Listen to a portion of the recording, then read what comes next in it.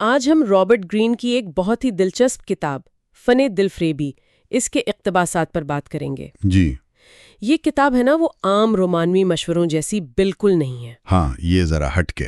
یہ دل فریبی کو دیکھتی ہے ایک سماجی طاقت کے طور پر، اثر و رسوخ حاصل کرنے کا ایک ذریعہ، یوں سمجھے ایک ہنر جو تاریخ میں بڑے بڑے لوگوں نے استعمال کیا ہے۔ بالکل، حکمرانوں نے، فنکاروں نے، بہت سونے۔ تو آج ہمارا مقصد ہے کہ اس کتاب کے جو بنیادی نظریات ہیں اور اس کے پیچھے جو نفسیات کام کر رہی ہے اس کو ذرا سمجھیں۔ جی، اور یہ کتاب نا اصل میں کشش اور اثر و رسوخ کا ایک آپ کہہ لیں حکمت عملی کے طور پر تجزیہ کرتی ہے۔ اس کے دو بڑے حصے ہیں، ایک تو ہے مختلف قسم کے دل فریب کردار اور دوسرا دل فریبی کا جو پورا عمل ہے مرحلہ وار۔ اور یہ یاد رہے کہ ہم ایک تفصیلی خلاصے کے اقتباسات کو دیکھ رہے ہیں۔ جی بالکل، پوری کتاب تو نہیں لیکن اہم نکات ضرور دیکھیں گے۔ تو کتاب میں وہ 9 قسم کے کردار بتائے گئے ہیں نا؟ جی، 9 قسم۔ جیسے سائرن جو اپنی جسمانی کشش استعمال کرتی ہے، پھر ریک ہے جو بہت شدید جذبات دکھاتا ہے، ہاں، وہ ڈرامائی قسم کا۔ بالکل، اور آئیڈیل لور جو لگتا ہے کہ آپ کے سارے رومانوی خواب پورے کر دے گا، اور چارمر بھی ہے جو بہت ملنسار ہوتا ہے اور توجہ دیتا ہے۔ ہر ایک کا اپنا الگ طریقہ، اپنی طاقت ہے۔ صحیح، اور ساتھ میں یہ بھی بتایا گیا ہے کہ 18 قسم کے شکار یا ہدف ہو سکتے ہیں۔ جی، یعنی وہ لوگ جو اپنی کسی نہ کسی جذباتی ضرورت کی وجہ سے ان کرداروں کی طرف کھنچتے ہیں۔ یہ بات تو واقعی بہت دلچسپ ہے۔ اور جو اصل یعنی فیسینیٹنگ بات ہے نا، وہ یہ کہ کتاب دل فریبی کے عمل کو باقاعدہ 4 مراحل میں تقسیم کرتی ہے۔ اچھا، کون سی 4 مراحل؟ پہلا مرحلہ ہے صحیح شکار کا انتخاب کرنا، یعنی ایسے لوگ جن میں کوئی جذباتی کمی ہو یا جو توجہ کے طلبگار ہوں۔ یعنی پہلے ہدف کو سمجھنا ہے۔ بالکل۔ پھر دوسرا مرحلہ ہے بالواسطہ انداز اپنانا، مطلب سیدھا جا کر اظہار نہیں کرنا۔ اچھا، تو پھر کیسے؟ دوستی کے ذریعے یا کوئی مشترکہ دلچسپی ڈھونڈ کر آہستہ آہستہ قریب آنا۔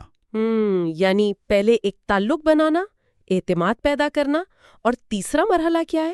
تیسرا ہے وہ ملے جلے اشارے دینا، مکس سگنلز جسے کہتے ہیں۔ یعنی کبھی بہت اچھا سلوک، کبھی تھوڑا فاصلہ۔ جی ہاں، کبھی گرم جوشی، کبھی تھوڑی سرد مہری۔ اس سے نا ہدف کے دل میں تجسس اور ایک تذبذب پیدا ہوتا ہے۔ اچھا، یہ تو نفسیاتی کھیل لگتا ہے ہی۔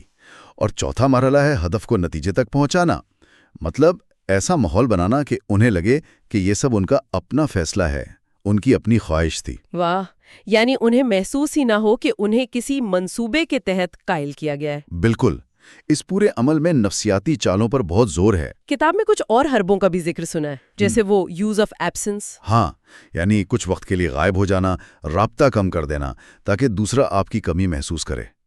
اس سے خواہش بڑھتی ہے۔ اور ایک وہ کریٹ ٹیمپٹیشن بھی ہے، للچانا۔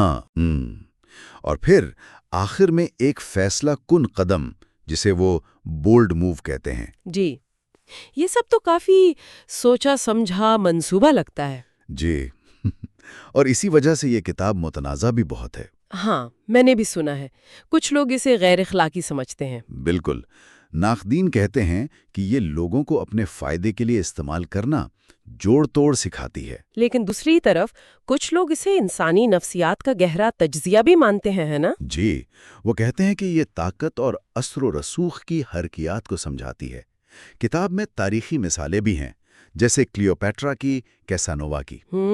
کہ انہوں نے کیسے ان اصولوں کا استعمال کیا؟ جی، تو یہاں ایک بڑا سوال اٹھتا ہے کہ انسانی نفسیات کو سمجھنا اور اخلاقی حدود، ان میں توازن کہاں ہے؟ یہ واقعی ایک اہم سوال ہے۔ تو ان سب باتوں کا اگر ہم خلاصہ کریں تو کیا اہم نکات نکلتے ہیں؟ دیکھیں، پہلی بات تو یہ کہ دل فریبی صرف رومانوی یا جنسی کشش کا نام نہیں، یہ اس سے کئی زیادہ ہے۔ یہ ایک طرح کا جذباتی اثر و رسوخ ہے۔ بالکل۔ دوسری بات، لوگوں کی کمزوریوں اور ان کی اندرونی ضروریات کو سمجھنا آپ کو ایک قسم کی برتری دیتا ہے۔ اور تیسرا نقطہ یہ کہ یہ تکنیکیں صرف ذاتی تعلقات میں نہیں، بالکل نہیں، یہ کاروبار میں، سیاست میں، سماجی زندگی میں ہر جگہ استعمال ہو سکتی ہیں اور ہوتی بھی ہیں۔ تو خلاصہ یہ ہے کہ یہ کتاب ہمیں انسانی تعلقات اور اثر و رسوخ کو ایک بالکل مختلف، یعنی ایک حکمت عملی کے زاویے سے دیکھنے کا موقع دیتی ہے۔ جی، چاہے کوئی اس کے طریقوں سے متفق ہو یا نہ ہو، لیکن ان حرکیات کو سمجھنا، اگر ہم انہیں وسیع تناظر میں دیکھیں تو یہ ہمیں سماجی معاملات کو بہتر طور پر سمجھنے میں مدد دے سکتا ہے۔ صحیح۔ اور آخر میں سامعین کے لیے ایک سوچنے کی بات چھوڑ جاتے ہیں جی، کہ اس کتاب میں جو نفسیاتی حربے اور کردار بتائے گئے ہیں ان کو سمجھنا، چاہے ہم انہیں استعمال نہ بھی کریں، یہ دوسروں کے ارادوں کو سمجھنے میں، چاہے وہ مثبت ہوں یا منفی، اور شاید خود کو ان سے محفوظ رکھنے میں کس حد تک مددگار ہو سکتا ہے۔ یہ واقعی غور طلب نکتہ ہے۔